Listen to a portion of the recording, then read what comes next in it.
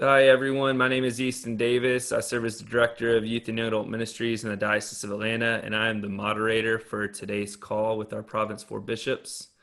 We will wait just a few minutes before we get started as we watch our attendees number spike up. Please feel free to use the Zoom chat feature to let us know where you're from. We'd love to know where you're joining us from.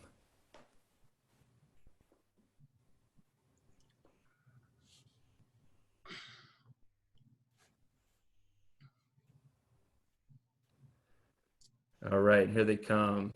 Long Island, California, Roswell, Georgia, Arlington, Virginia, Southern Ohio, New York City, all over the country. Hopefully, we've got people joining us from all over the world for today's webinar. And with that, we'll go ahead and get started. Again, my name is Easton Davis, and I am the moderator for today's call. If this is your first webinar through Zoom, you'll notice it to be a little bit different. We can't see you, we can't hear you. You don't have those features as you would have in a Zoom meeting, but we can see your chats and we can see your questions. You can use the chat feature for general dialogue if you want to respond to something that's said.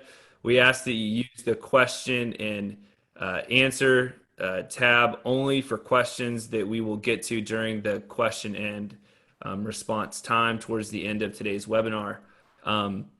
Today's webinar is a facilitated conversation with the Province 4 bishops on Reimaging Policing, hosted by the Absalom Jones Center for Racial Healing. And with that, I will turn it over to Dr. Catherine Meeks, the Executive Director for the Absalom Jones Center. Thank you, Easton. And thank you, all of you who are joining us for this time today. And thank you, bishops, for taking time out of your schedules and your vacations and whatever else you might be doing if you didn't choose to be here today to be with us. I think that this conversation is very critical because I think in this time of uncertainty that people need to hear the voices of our leaders and to really have a good sense of where they are. And I know that it's uncertain for everybody, whether you're a leader or not, but we do have that leadership mantle to carry. And so I deeply appreciate your willingness to be here and share with all of the folks who have taken the time to also join us. I had invited Bishop Michael Curry to join us for this conversation, and he wasn't able to, but he was gracious enough to send us a message. And so we will listen to that message and then we will proceed. Easton.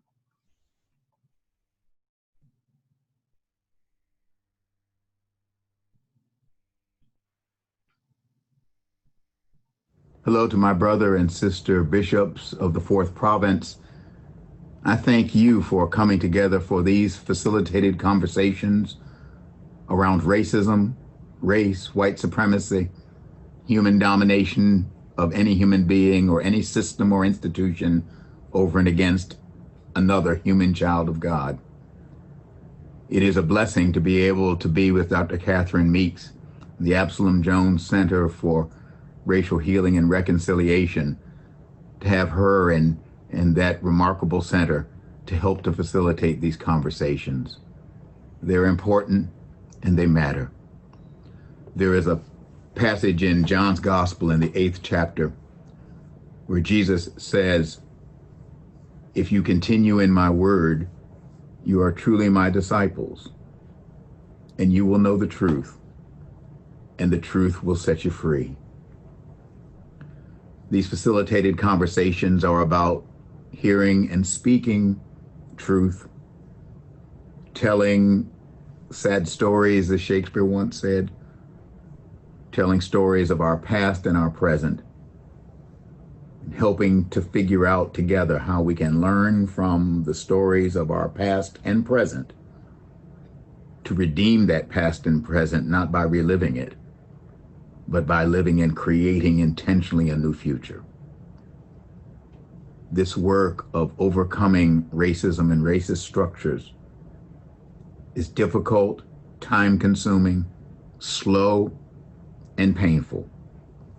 It is nothing less than taking up the cross in our time and following in the footsteps of Jesus, to hear and speak truth, and to learn from the painful truth how to fashion and shape a new future. When I became Bishop of North Carolina in 2000, I was sitting in the office one day, this is probably in early July of 2000, and my then assistant, Sarah Jo Manning, came in and she was red. I mean, she was really red. And Sarah Jo is a classic Southern lady, a dear woman of God.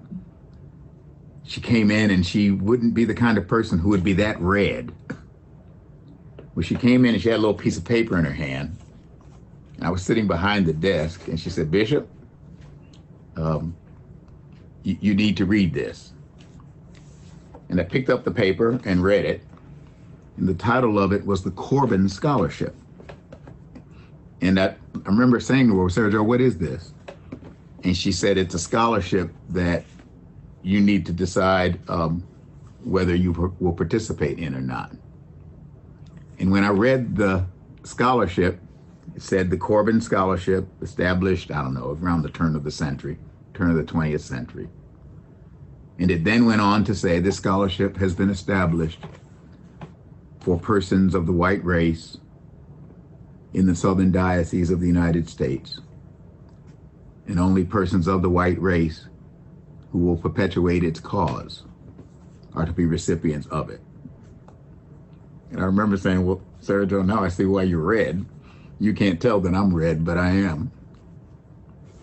And I said, "What happens if I refuse to sign it?" She said, "Then some of our seminarians don't get the money." I said, "How long has this been going on?" This was 2000. And she said, "Well, since the turn of the 19th into the 20th century." And so I wrote a letter to the treasurer of the Episcopal Church and said I refused to sign it and that this was unconscionable and it was time to change it, and got a standard letter back saying you can't break the terms of a will. And I remember going to the bishops of the 4th province.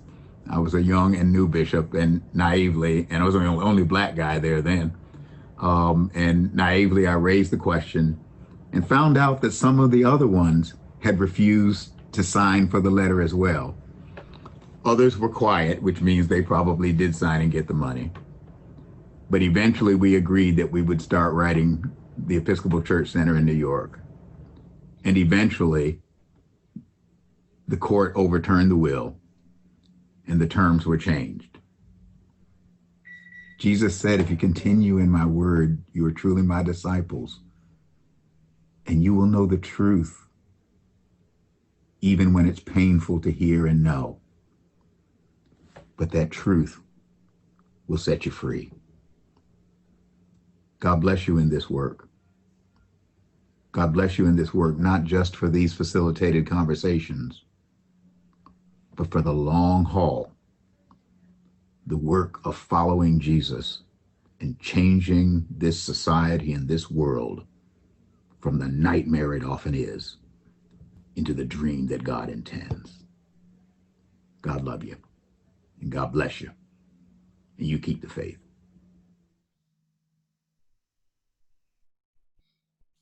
All right, so we don't have a lot of time, so I'm going to ask you to be very concise in the things you have to say, and just start out by maybe just saying a few words about where you think we are, and then going forward, and particularly going forward in relationship to policing and public safety. What do you imagine? What do you dream? What do you hope for?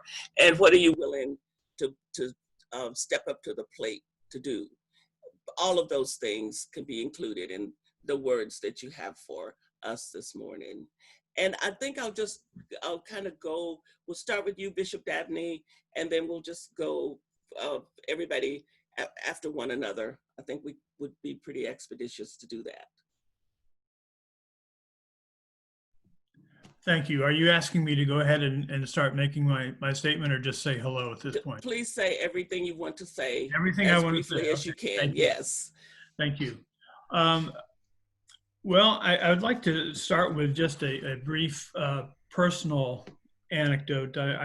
Before I went to seminary, I worked at a medical center in Daytona Beach, and I was the AV person, had to set up all of these meetings, and there was a particular deputy's sheriff that I worked with about once a month who would come to give particular talks to the physicians about a variety of topics.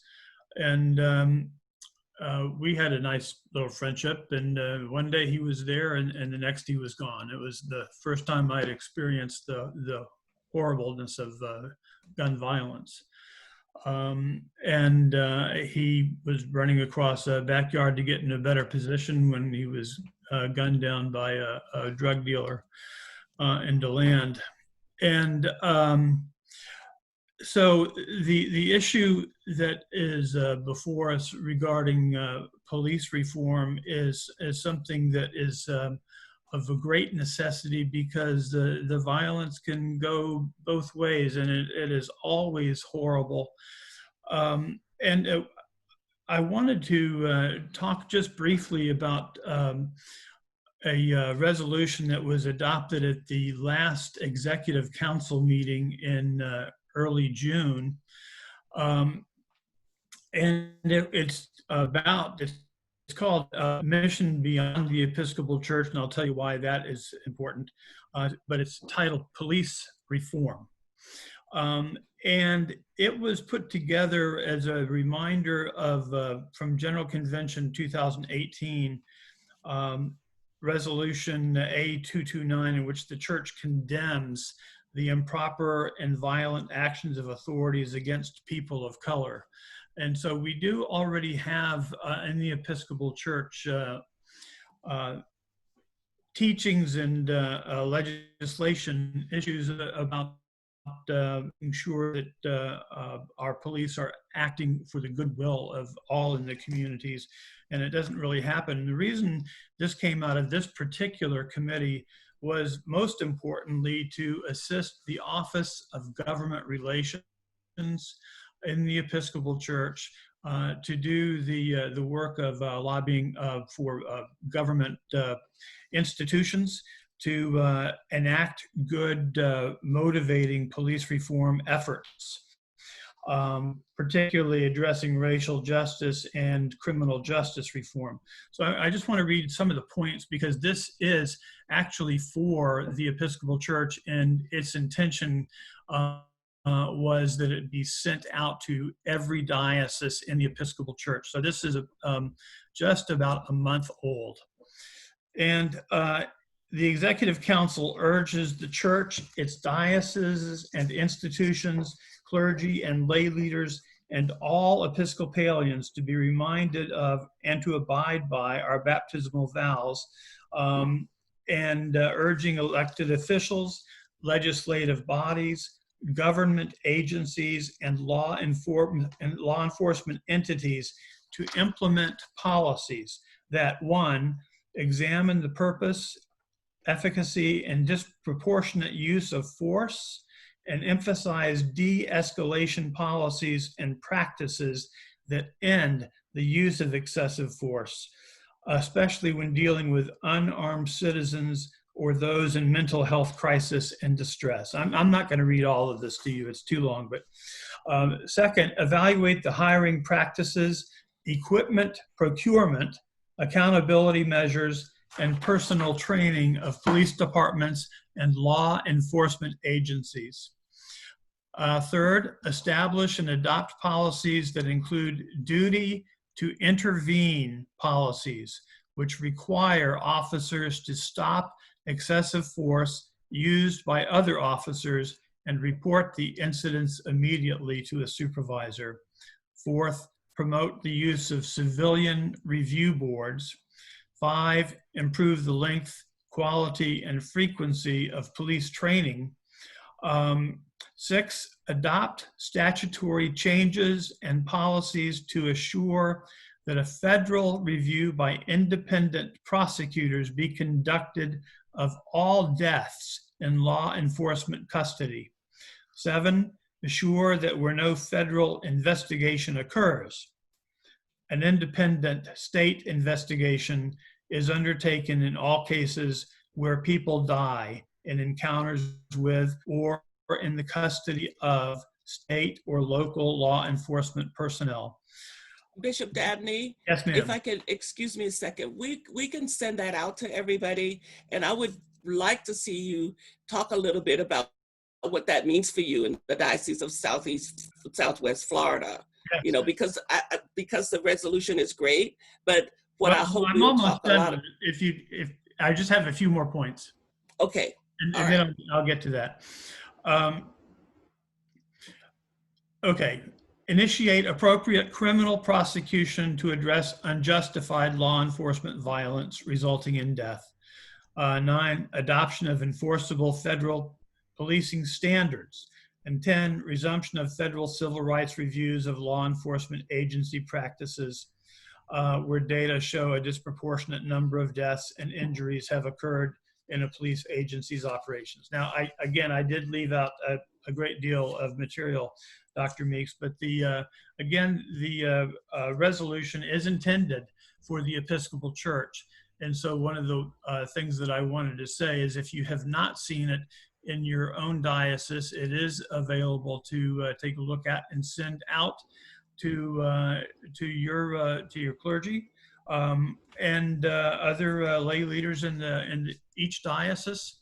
I was just thinking last night in the Diocese of Southwest Florida, there's essentially 4 areas that are for specific market areas, and there's 12 sheriff's departments.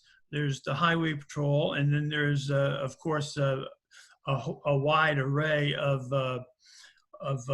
local law enforcement agencies, as well as the game and wildlife kind of law enforcement agencies. There's just a huge amount. And I do know that a lot of these people that work for these agencies are in our pews. And so it is we don't have a problem of being able to have wide-ranging and deep conversations. All right. And Thank you. yes, I'll stop there. That's what you want. Yes, Yes, thank okay. you. Thank you. Bishop White.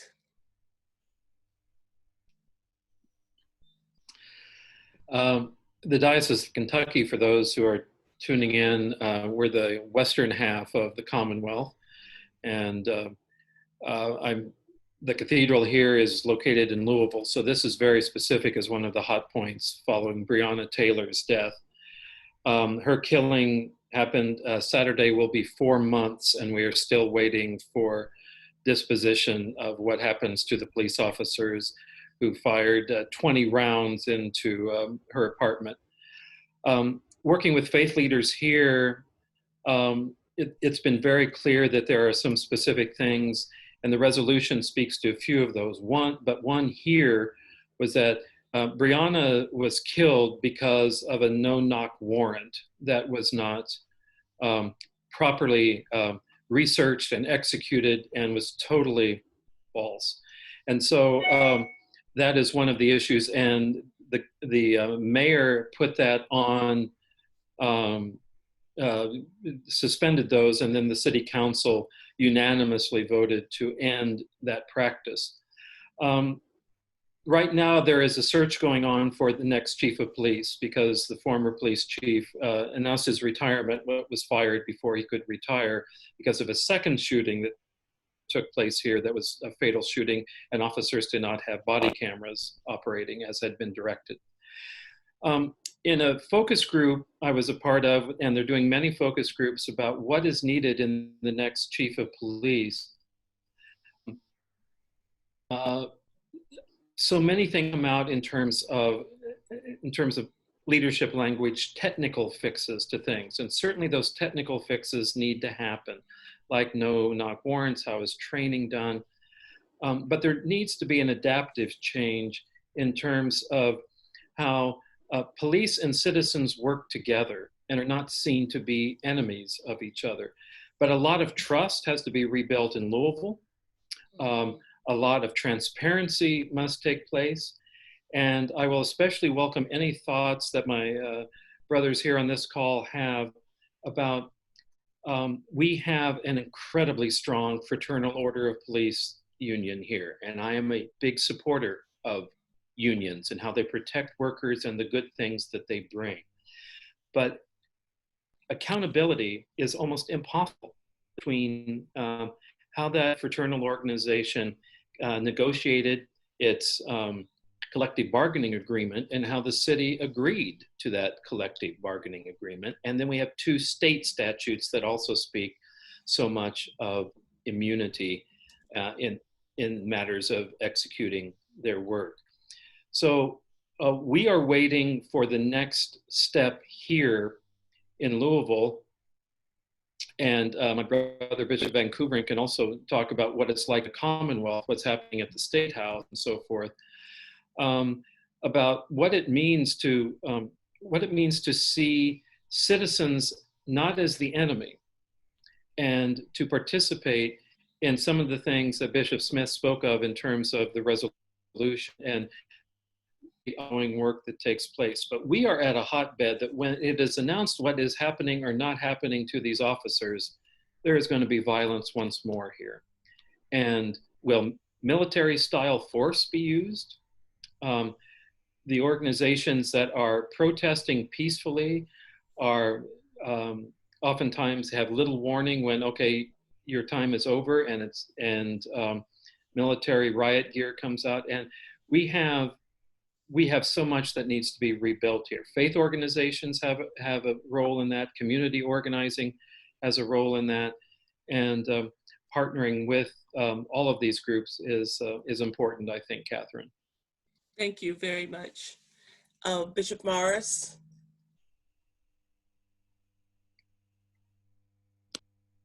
Good morning, Morris Thompson of Louisiana, which is the eastern part of the state of Louisiana.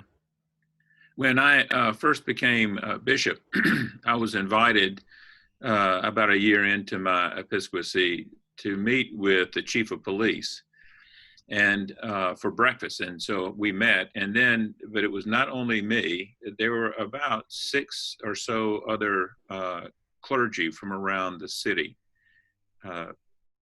black and white. And the chief used us as a sounding board about what was going on in his mind, in his departments. It was not a well-known group. He asked us not to really talk about it. And I never have until today.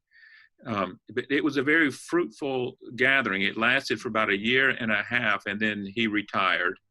Now is teaching at one of our universities here in New Orleans. So one of the things that we hope that we can begin is the relationship back with the police department. I have several deacons who are chaplains for the police department, and they can speak the language of police, and they ride with the police several times a month. So I think building back relationships with the civilians and the police department is something that we can do here in the diocese. We have known our share of tragedies. When Alton Sterling back in 2016 was killed, and created a great deal of attention around the country. And shortly thereafter was another shooting, and so Baton Rouge, that's the other big city in the diocese, began to work with civilians there to talk about police reforms and ways that they could handle. So we continue to build relationships with the police department and through the clergy, and help shape some of the things that are taking place. I hope that we will continue to do that through our Commission for Racial Healing. Great, thank you. Bishop Mark.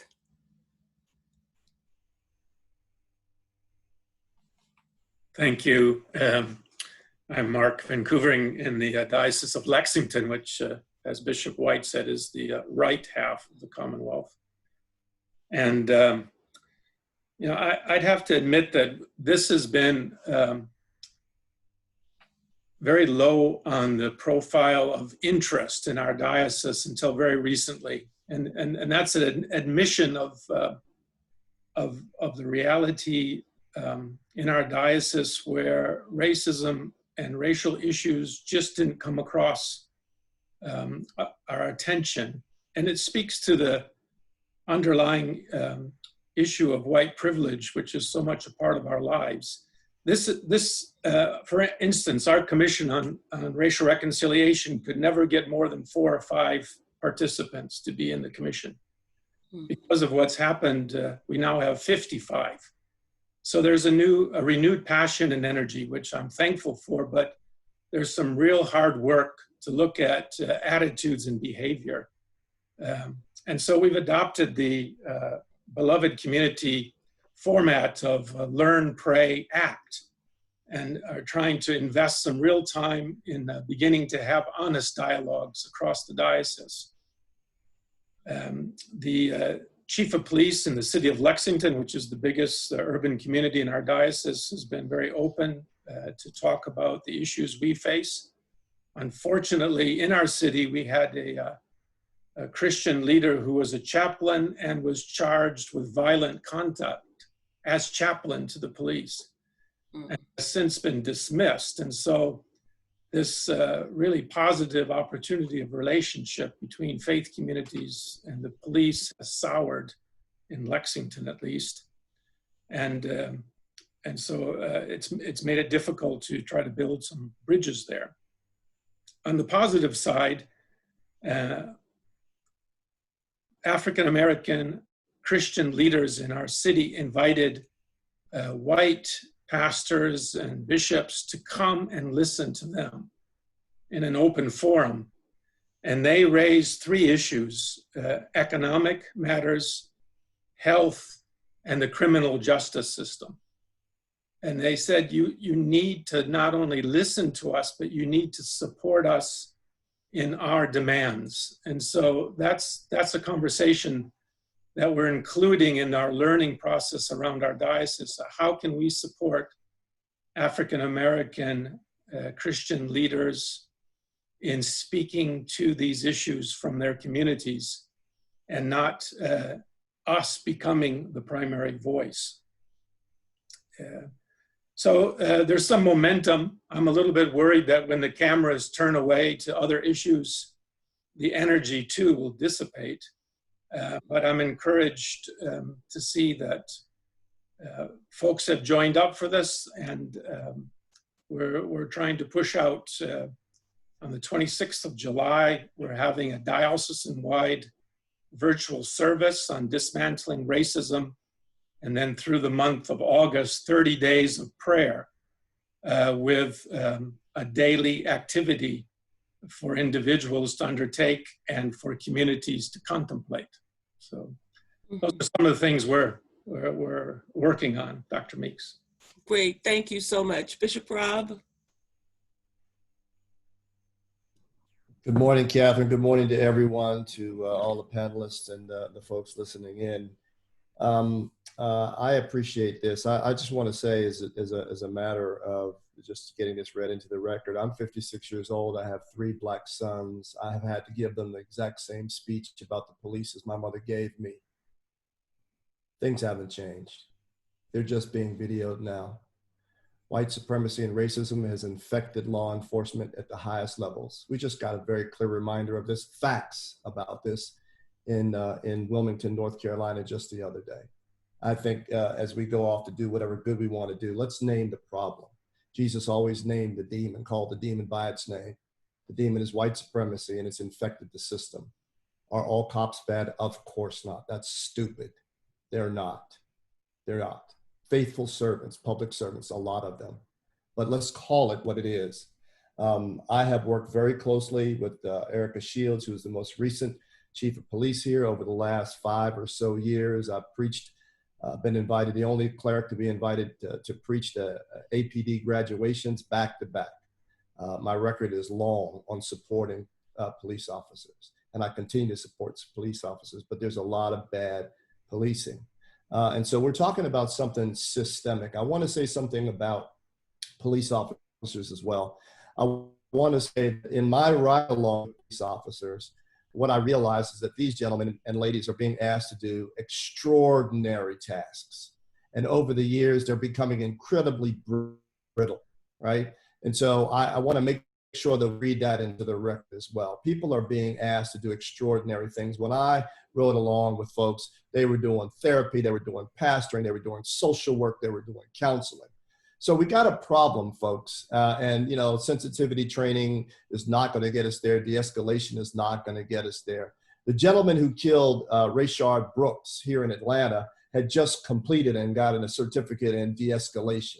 That didn't work, right? So we've got something else going on. And so I think we have got to talk about how this has been aimed primarily at Black and brown people, particularly Black males. We've got to talk about that. And then we've got to talk about also that we have overburdened police. We have not screened. These folks are by and large high school graduates making the tidy sum of $42,000 to police an invisible line between haves and have-nots. Jon Stewart, formerly of the that committee,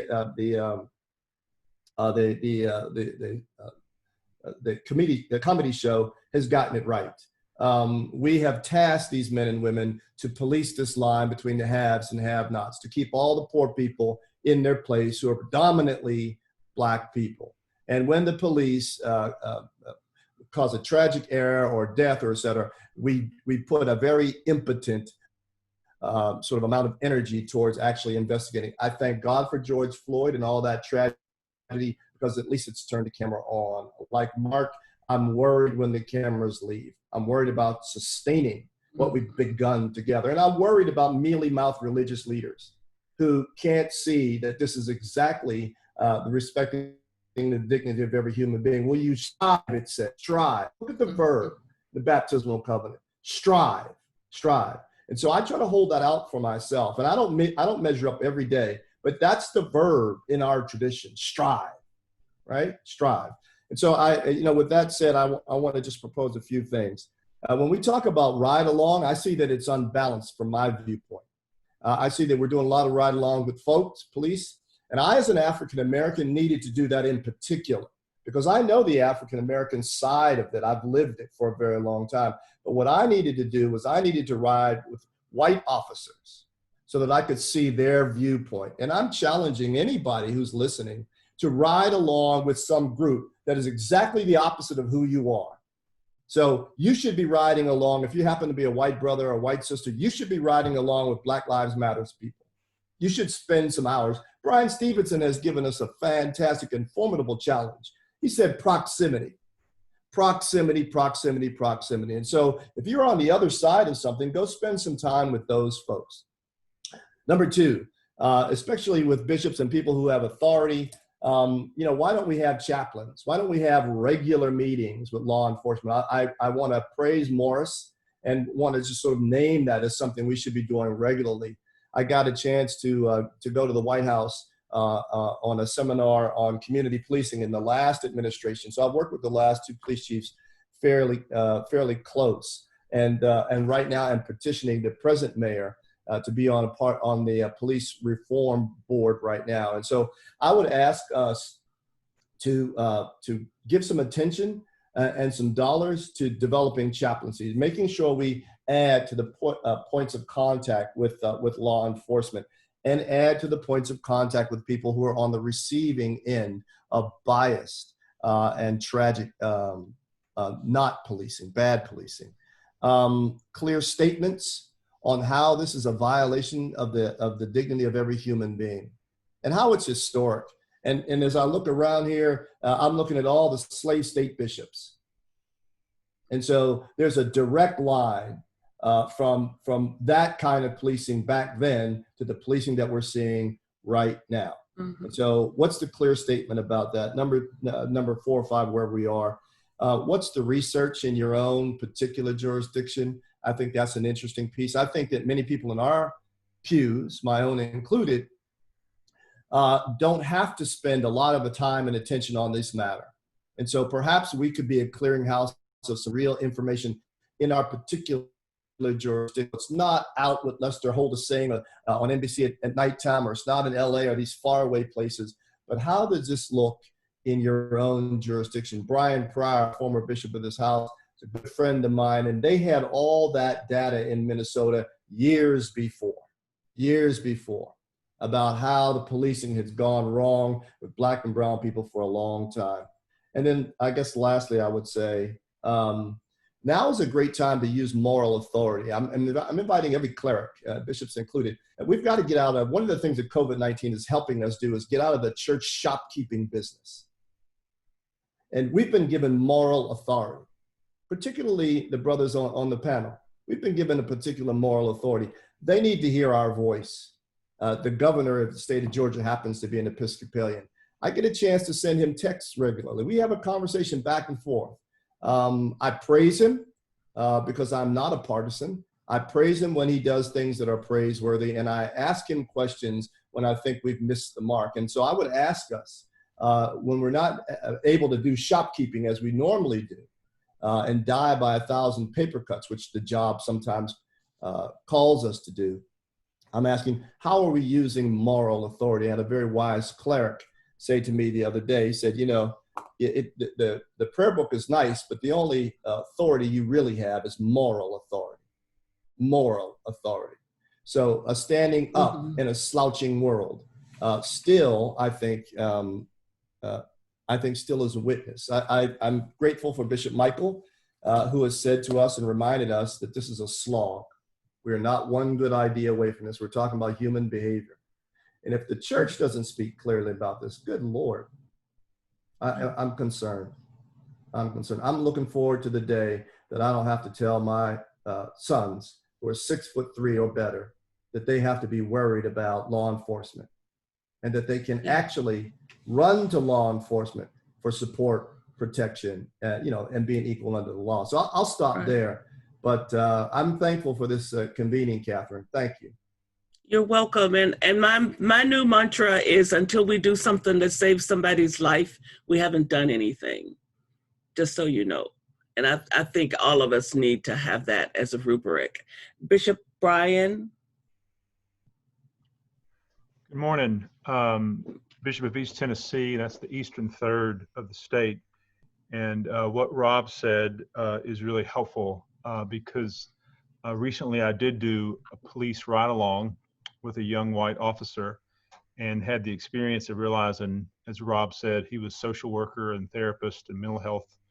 I did an overnight shift, and I think I left with my own level of PTSD. But what was more instructive for me was a couple of weeks ago, my 25-year-old son surprised me for Father's Day weekend.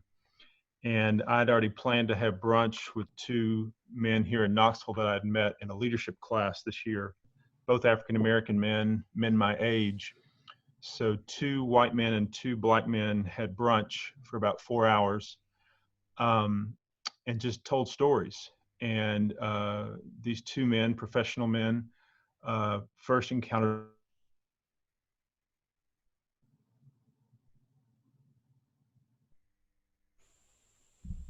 We might have lost Bishop Cole. Are you back, Bishop Brian? Yeah, we lost you for a minute. You froze for about 30 seconds, Bishop Cole. Did I rapture? Okay. You're back with us. Good deal. Okay. I have descended and ascended. So I'm not sure where I was when You were eating breakfast. Oh yeah, for 4 hours. It was a great breakfast. But it was an incredibly instructive conversation, both for me and for my son, to know that when I see a police officer, and this goes back to Rob's thing, I'm 6'4", and when I see a police officer, I never worry about my safety. And these 2 men that were with me were also 6'4", but they are African American men, and talked about many times having to be concerned about their safety, and that they would have to de-escalate situations that weren't their situations anyway, in a way that a white man would say, this is outrageous, this is unjust. And the thing they said to me that was really powerful, as a 12-year-old and a 13-year-old, when they first encountered police officers and were cuffed and frightened, they were with older African-American teenagers who said to them, you cannot tell your mother. They said, do not tell your mom. And the reason they said that was because your mom would be appropriately upset and go to the police and probably get in trouble for defending her son. So to me, the level of encountering of injustice, so this story never gets told. And this one African-American man said to me, he had just in the last year told his mother that story of being a 12-year-old and encountering police. Our diocese is reconstituting a task force on anti-racism. And I think like a lot of dioceses in the South, when we've thought about racism and anti-racism, we've not thought about policing. So I think that is a big blind spot for the Episcopal Church, particularly for white Episcopalians. When we think about racism and anti-racism, again, I don't think in the past we have thought of law enforcement as a place where people of color experience racism. So for us, it will be a new awareness. And again, I think to think about what it means to reimagine policing, to talk about defunding police, obviously involves helping other social services to take on the task that we have asked police officers to take on. I really had an experience on that ride along that our society has sort of asked police officers to deal with everything we don't want to deal with or that we don't want to fund.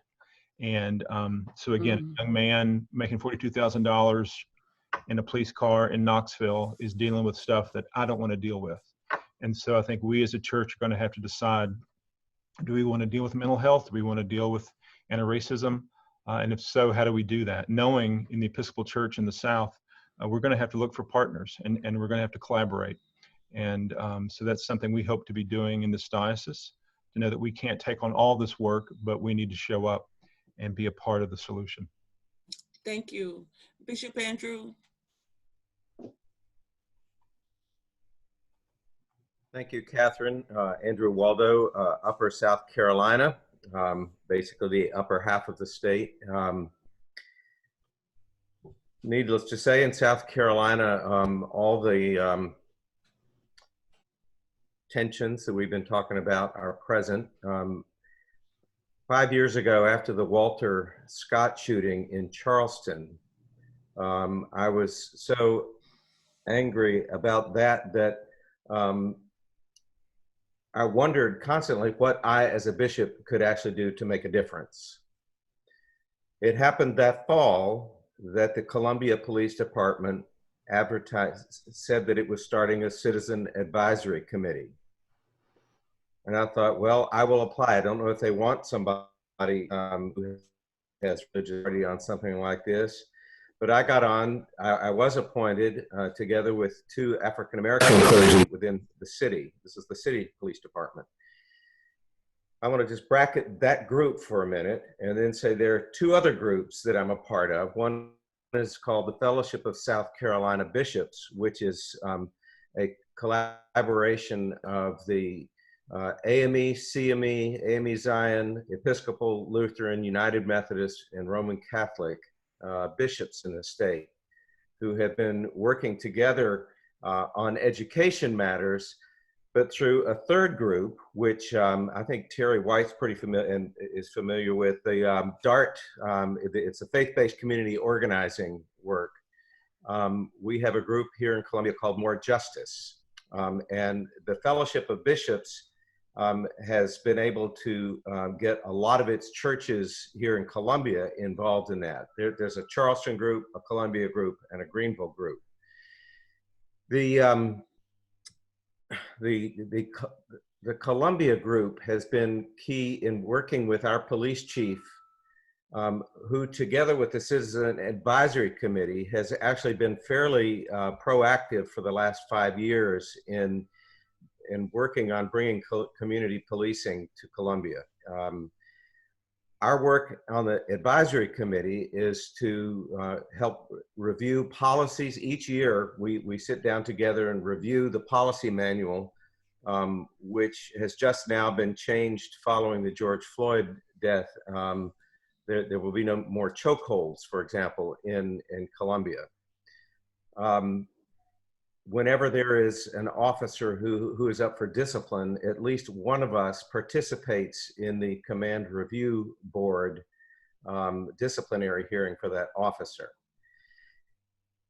The More Justice group, meanwhile, which involves probably about 6 different Episcopal churches in Columbia, including our largest, Trinity Cathedral, which has the largest group of them all, persuaded about 3 years ago, persuaded the Columbia Police Department to get crisis intervention training for all of its police officers. To date, they have almost 150 officers who've completed the training, and they expect to have the entire department trained by this coming spring. That helps with mental illness. It helps with other kinds of things, and we don't often have shootings, but we have had some shootings of African American men in Columbia. And so now what we are working to do is I'm trying to get a call to bring the committee together to do as it were, point-by-point comparison of the police policy, the Columbia Police Department policies, with the changes that the Black Lives Matter movement is asking for.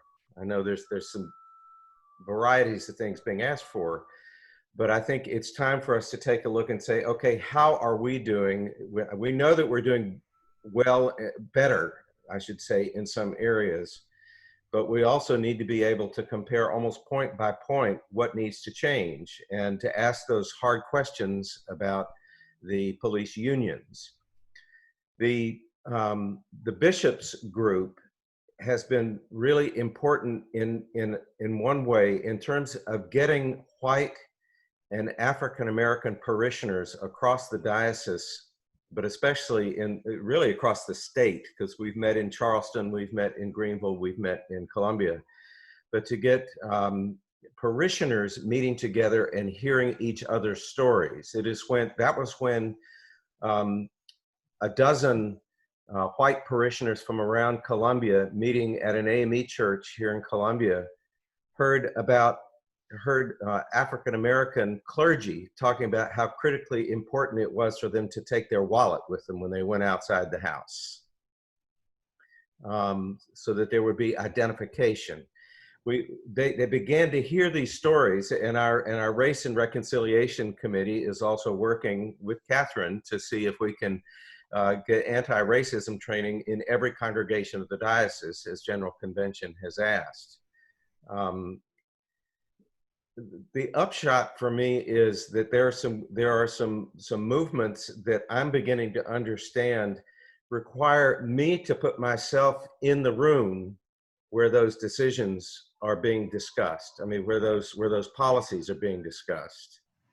One of the questions in the question and answer session asked what I'm going to forget which question it was, but how using moral authority, I think was that one.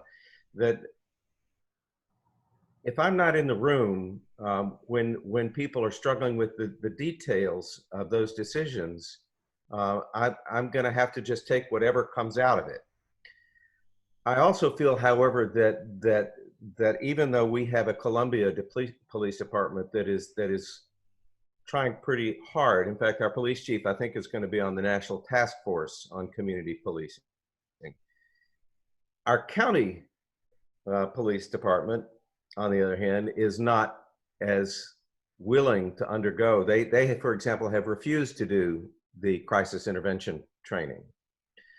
So I think for me, there's a galvanizing that to begin to make a difference is to galvanize a lot of forces from different directions to make some of these changes happen, and to have people in the room who really who have a moral compass about these things and the ability to ask questions directly, not just to the police chief, but to police officers who are under discipline. One of the things about these command review boards that has been interesting is that in the course of an officer who's in discipline, who's in the room with everybody in the chain of command above that officer, they will turn to a member of the committee and say, and what questions do you have for this officer? It begins to bring the community into the room. Furthermore, each of us gets to, the committee gets to view the entire unedited body cam videos of any controversial event, and to ask questions and to push to see, you know, what the larger context of the moment was. So I have found that those that getting people involved in different groups that are working on the issue from a lot of different perspectives, including just simply getting to know each other, which has been the work of More Justice, the faith-based community organizing group, and the Fellowship of Bishops. We now do work together as bishops on probably about every quarter. There's some big thing that we're doing together. And I think that might be a good. Thank you, Bishop Andrew. I want to get to Bishop Jose, and I see we have a lot of questions. So if I don't want to, I'm sorry to cut you short a little bit, that's fine. but That's fine. we I was need just to. about done. That's good. All right. Thank you so much, Bishop Jose. Good morning. Good morning, everybody. And thank you, Dr. Meeks, again, for doing these conversations. And I've had the joy of being with you along with others.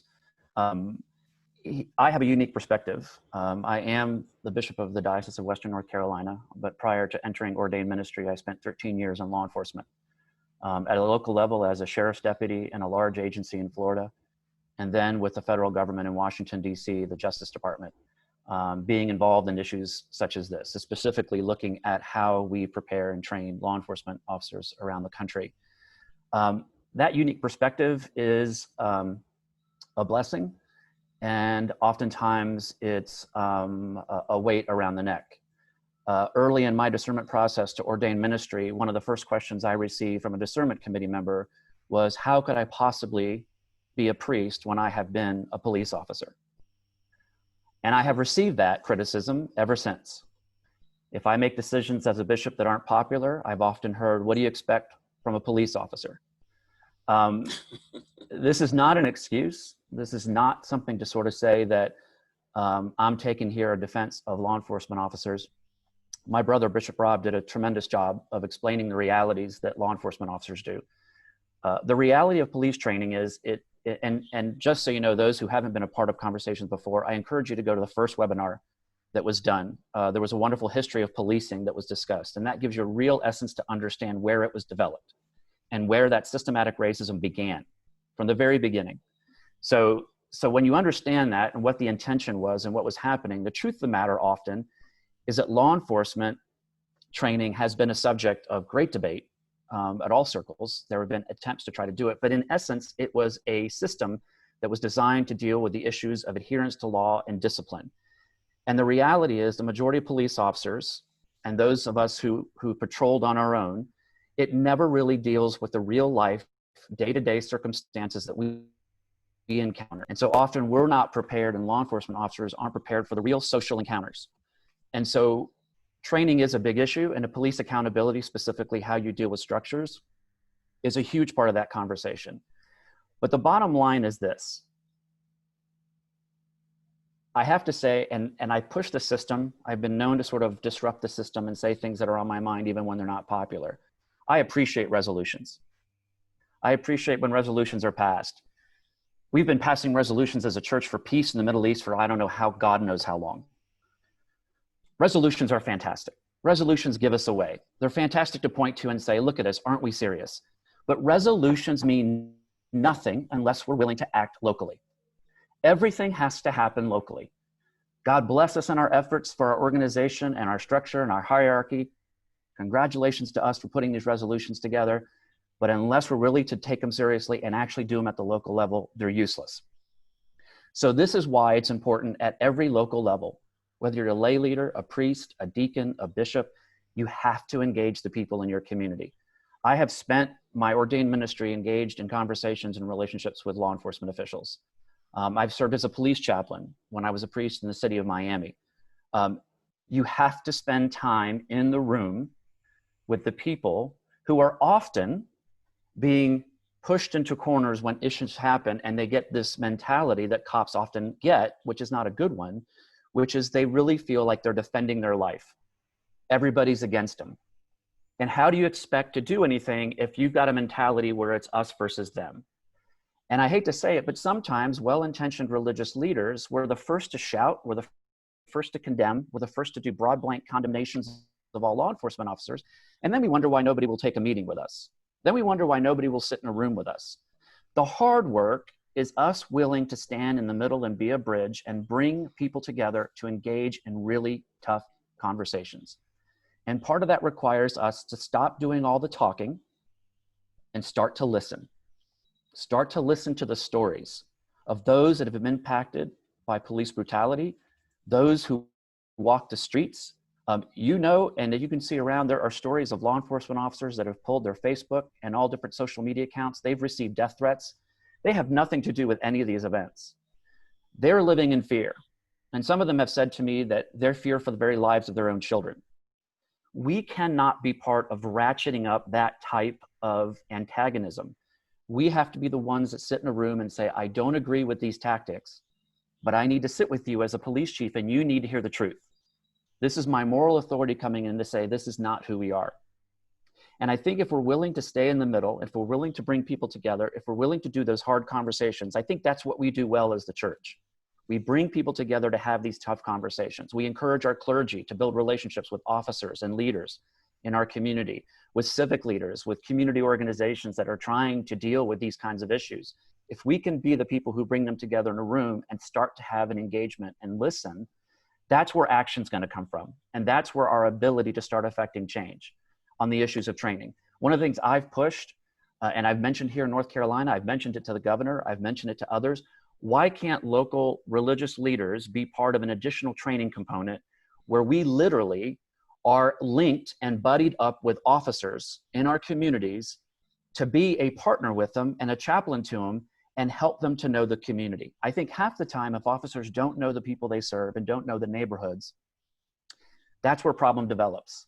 And one of the things I learned as a young police officer recruit in training was a wonderful field training officer who would drive through our area of patrol and he would say, that's Joseph Johnson. He's been at that business for 20 years. He's got 2 kids. We have got to start listening, engaging, and we've got to start bringing people together. And I'll leave it at that because I could go on this issue for a long time. But a lot of what Bishop Robb said is exactly dead on. And I think the more that we're willing to engage it and do the tough work, use our moral authority, but let's act. Let's stop talking. Let's stop posting on social media. Let's stop, sewing another piece of paper. Let's say, I commit myself to one tough conversation this week. I'm going to reach out to the police chief, and let's start putting things in action. Thank you. Thank you all for those remarks. And we've got a lot of questions, and Easton is going to field those for you and direct them to, if they're specifically asked of anybody or general. But so Easton, I don't want to waste time talking. Go ahead. Yeah, absolutely. And so thank you for all that have asked questions. I've responded to a few of them. And we're not going to get to all these questions today. We'll save them and see if we can get some more responses later on. But I did highlight a few that I think are some good ones to get into right now. This one's from Bill Kiley. He's a retired deputy police officer. He wonders if the bishops on the panel have a regular, i.e. at least semi-annual meeting with the chiefs of police sheriffs within your diocese, kind of a CEO meeting to build bridges. He also said something about rectors and priests in charge and them meeting with their local offices. So bishops, what are your thoughts? Yes, do it. I've done it. I know Bishop Robbie said he's done it. Very important. And also, I have also encouraged local clergy to maybe hold forums, invite local law enforcement officers in the community and have a conversation with people in their community and facilitate a dialogue. Often people want to know, what does a police officer really go through? Likewise, we need to do the same for people who've been the victim of police brutality and give them the opportunity as well to share their stories. So I think clergy could be really strong and powerful in local communities and bringing those folks together to do these kinds of conversations, to hear stories, to hear the perspectives, so that we have a better understanding of the kind of day-to-day things that people who are a victim of police brutality deal with, the fear, as well as officers, their own sort of fear and the things they have to confront. I would just say amen. Bishop Jose nailed it. I realize without us exerting a lot of real intention that we'll end up in our bubble. And so we have to really exert ourselves so we can hear from both sides and really be that middle place. And so I think me personally, challenging myself to do that has borne a lot of fruit in nuancing these issues, I think, because the temptation is to sort of broad brush them from wherever we sit. But sitting with a police officer and sitting with people who have been the victims of abuse really nuances for us the conversation, and then we get to, with the moral authority we've been entrusted with, really get to nuance that for other people, and so they realize it's not just isolated incidents or one bad actor but really a system that's just corroding relationship and corroding well-being. All right, we've got a question here from Carol Maddox, Archdeacon in the Diocese of Atlanta. I'm heartened by the thoughtful work being done on all levels of the church to heal and help our communities. I do believe, however, that the work also begins at home, as Bishop Curry's story showed. Do you think our current pledge and financial systems perpetuate our history of wealthy white parishes and starve for resources, historically Black or mission churches whose members and communities are majority people of color? If so, what reforms are needed there?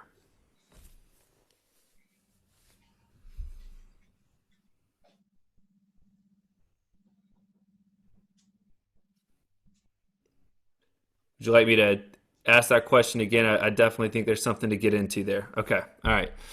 I'm gonna forgo the opening statement to that, but do you think our current pledge and financial systems perpetuate our history of wealthy white parishes and starve for resources, historically Black or mission churches whose members are not communities are majority people of color?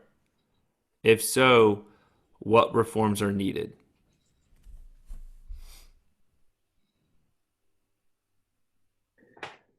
I'll make a comment about that. It seems to me like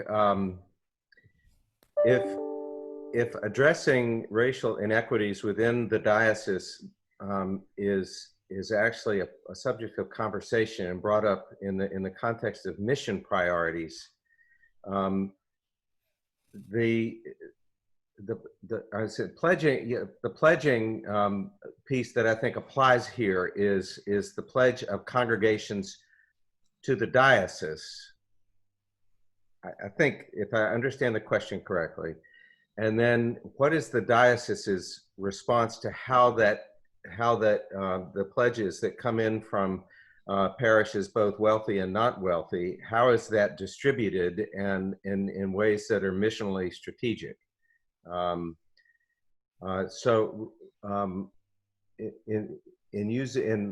responding to the word reform, for me that means making sure the conversation about how our congregations thrive, including all, and making sure that each of those congregations, regardless of their demographics, are totally at the table. One of our most collaborative ministries, again in Columbia, takes place at St. Luke's Columbia, which is a historically African American congregation, and while it's by no means funded entirely by the diocese and by pledges, it is that is part of it. Some funding goes to them through that route.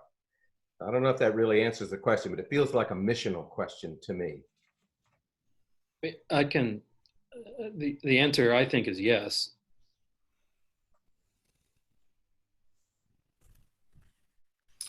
I gave a little bit of about an article that Episcopal News Service has just run about work going on here in our diocese in West Louisville right now, bringing together several components. But our African American congregations in West Louisville were always just getting by and raising the issue of just repairing buildings and so forth in broader context. We talked about what in our system is perpetuating this, and so being able to look at not just demographics, not just what program is going on and so forth, but saying why are fewer resources available, or conversations are not as urgent with those congregations as they might be about other ministries. I will only speak for our diocese, but yes, we're trying to take a good hard look at that. And again, that article really lays out some systemic change that we've initiated. Yeah, I think this also speaks to a broader issue of American life, which is so focused on individualism, and then us as a church on denominationalism. And we just got to break through these barriers of what we hold as precious, but are not the core values and issues that we're seeking after. And just like Bishop Wright and Bishop Jose talked about getting out there on the personal level, I think as institutions too, we need to break across these barriers that keep us separate in our little bubbles and start thinking more about what it means to be Christian people speaking out for justice.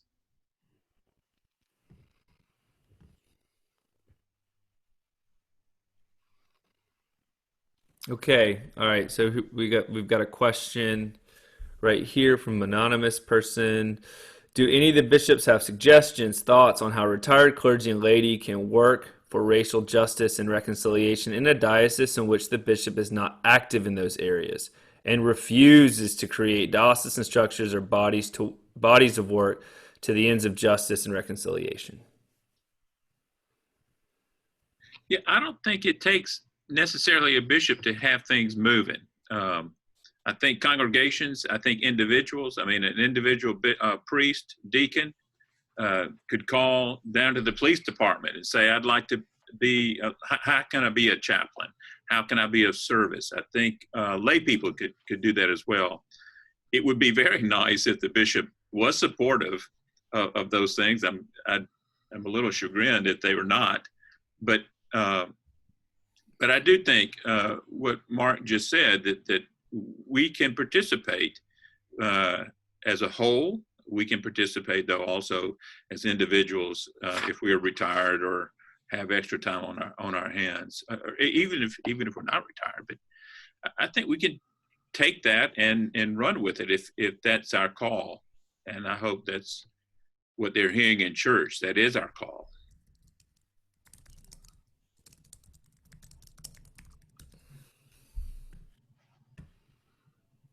Anybody else on that question before we move on?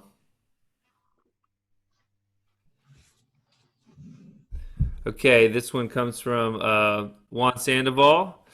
And I'm going to skip the intro and get right into the meat of it. As we discuss change, how do we do the work that our vows lead us to do and not forgetting other races that are under the thumb of white privilege and white supremacy in our country? I will say that part of the effort we've been trying to do here in the Diocese of Western North Carolina since I arrived is moving towards this idea of beloved community. And it first starts with the idea of recognition of understanding who is our neighbor. So there has been intentionality over these last few years to bring in speakers, including Dr. Meeks and others, as we've learned about who our neighbors are. So we have had intentional learning sessions, because I think as a Latino, Jose McLaughlin wasn't really a name that was thought because they were creative by my parents.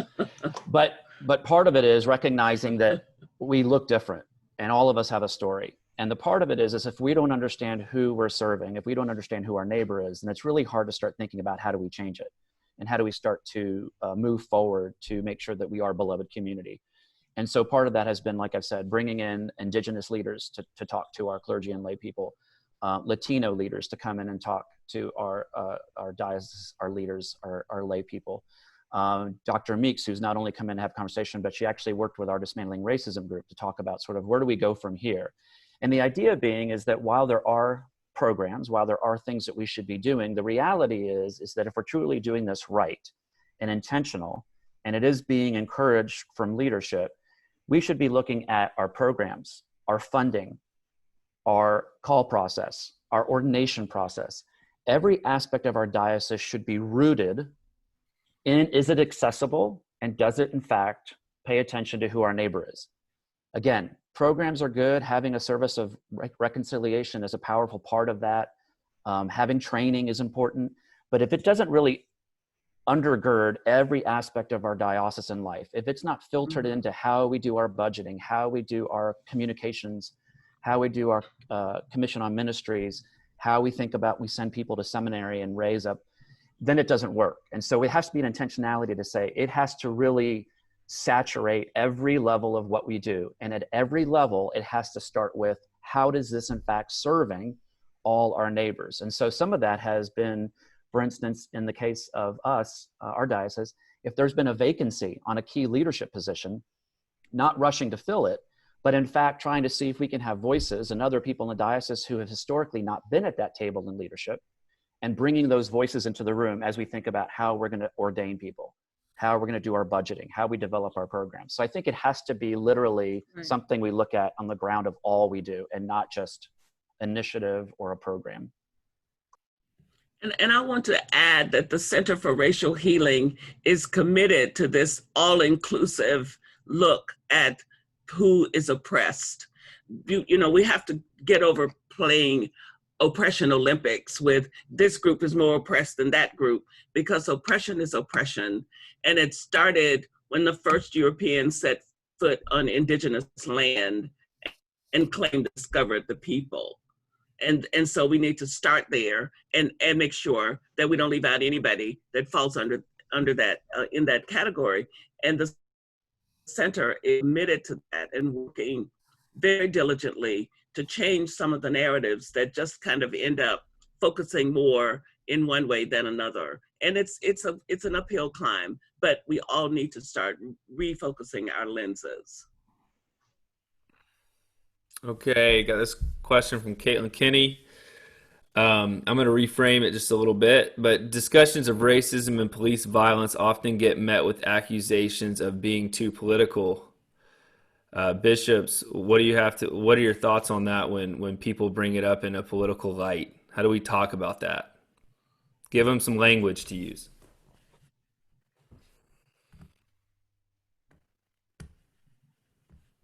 Jesus. Say more about that, Bishop Jose. Come on, speak a little bit more about what Jesus said about politics. You know, standard thing here in the Commonwealth is that, yeah, one party will say this is political or that's political, but Jesus talked about this long before any political party.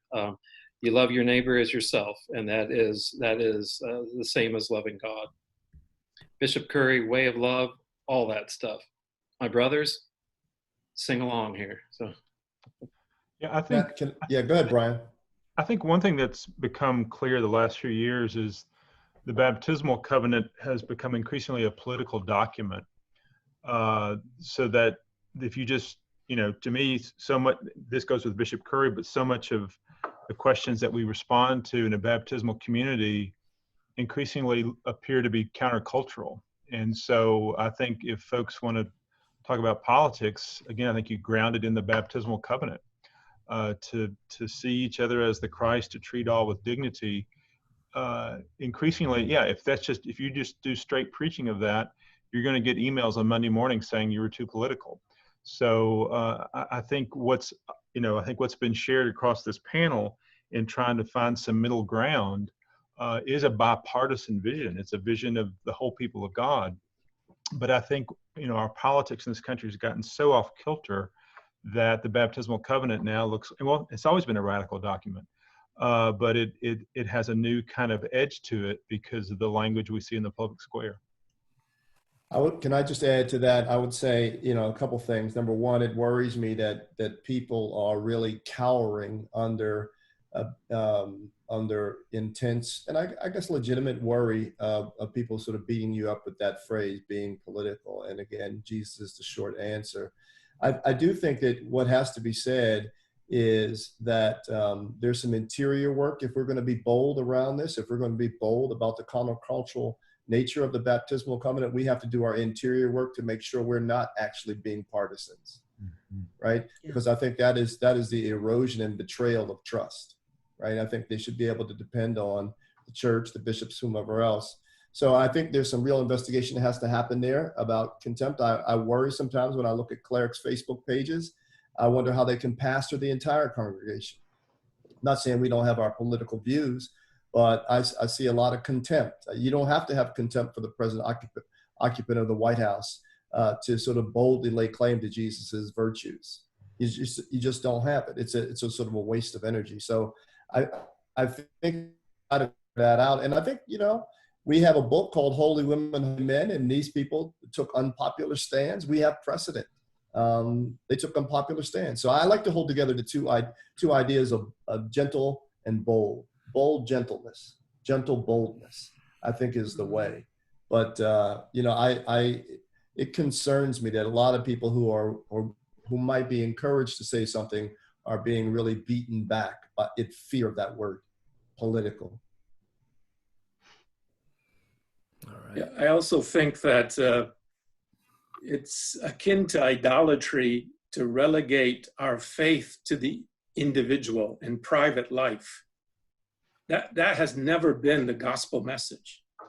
It's bringing new life to the whole of the cosmos, the whole of the world, including creation and God's people. I mean, it is political by its nature. It's good news for the world, and not to be relegated to some corner of individual piety. It is the hope of the world. That's what we have to share. And so we need to be in the public square. Yeah, but politics and religion have to do with how we live together. It's just that religion has a moral basis on which to describe how that works out. All right, Catherine, we're at 11:25. Is there anything that you want to do? Is there any burning last question or? Yeah, I mean, I got one that could put some bishops on the spot, or we can just let them have a few words to close this. What do you think? So what's the question? Yeah, so this is from an anonymous, which that's not fair. You shouldn't ask this anonymously. You got to put a name with this one. But a great closing question would be, how are you as a bishop using your moral authority at this time?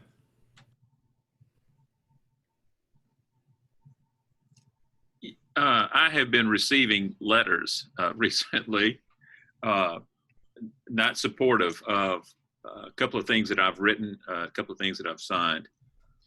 And I, as Rob pointed out, I think we have to tell the truth, and of course it's the truth that I know, it's my truth, based on what I know of Scripture and the teachings of Jesus. And so, if that is going to get me in trouble, then it's going to get me in trouble.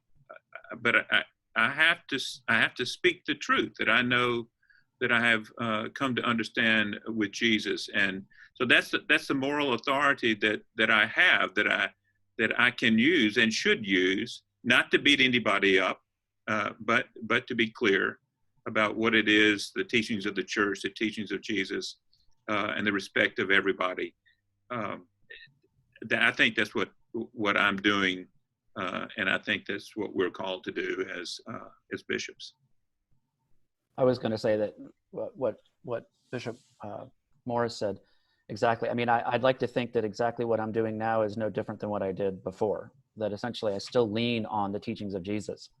Now, granted, I'm sure that my brother and sister bishops around the church would tell you that we've received our share, probably in these last months, our share of, I would say, more colorful correspondence in our diocese, because we're offending one or the other with decisions about how we're dealing with the pandemic.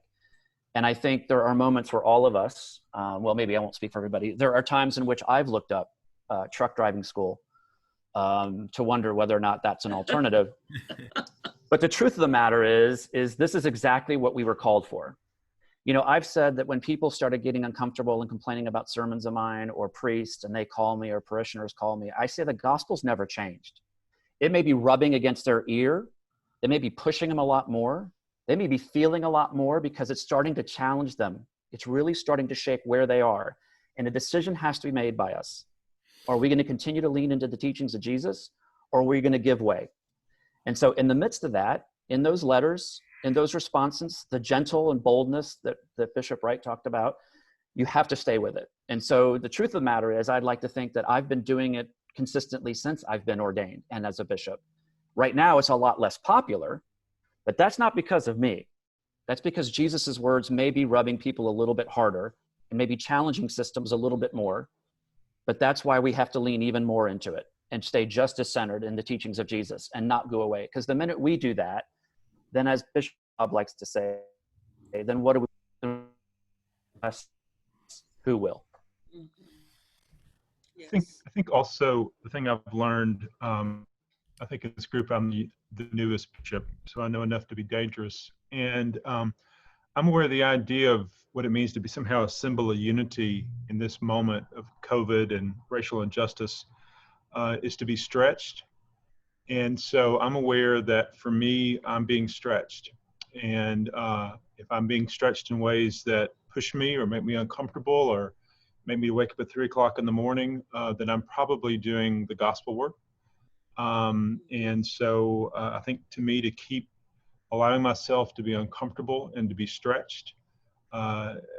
Rob mentioned gentle and bold. I had a young person call me right before I became bishop who had been an intern of mine who said she thought bishops should be humble and smart. So I also try to be humble and smart. And to me, to hold those things in tension.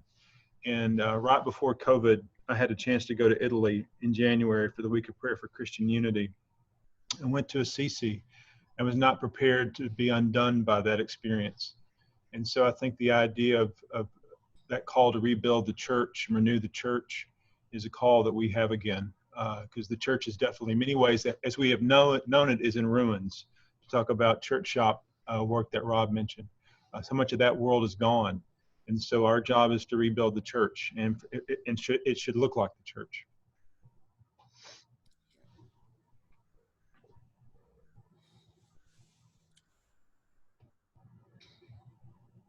Well, since no one else is speaking, I think we're really getting close to the time limit, and we've been very careful to be respectful of people's time. So I want to first of all say thank you to all of you for coming and participating in this conversation, and for the audience and for you to spread the word too, that we'll be doing a second session with a different group of bishops next week. And several bishops were not able to make these conversations because of their schedules, and I'm offering them an opportunity to do the same, because I think that people need to hear your voices. And the Center for Racial Healing is taking on Reimaging Policing as a major initiative until we start seeing lives be saved. And I will be hounding you, calling you, inviting you, chiding you, doing whatever I have to do to get your participation, your support, and your ongoing public proclamation about the importance of this work. Because as I said a few minutes ago, until we actually start doing something that saves lives, we really haven't done anything. And the second thing that I want to say to you all and to the audience is that I feel very strongly that when Donald Trump stood up in front of our church and held up the Bible, that God sent the Episcopal Church a special letter that said, you need to stand up taller, you need to be bigger than you've been in your voice in this world. And that's how I see it. I wasn't particularly even offended. I saw it as an invitation. And I'm bad about saying, if God really wants me to do that, God needs to write me a letter. Well, I think God wrote us a letter. And I'm living my life in response to that letter. And that means that I will hound everybody who will allow me to do it. And I thank you all for letting me hound you, and for your diocese being involved in helping to support the center. But more importantly, you're doing the work that needs to be done. And the biggest and only work is dismantling racism. And all of these configurations that we're talking about, police and poverty, whatever, the core issue is getting rid of racism. And we know that. So I wish there were more time so you could have last words. This time I'm taking the liberty and I'm having the last word. And thank you so very much. And I love you dearly. And I'll be in touch. All right. Thank you, guys.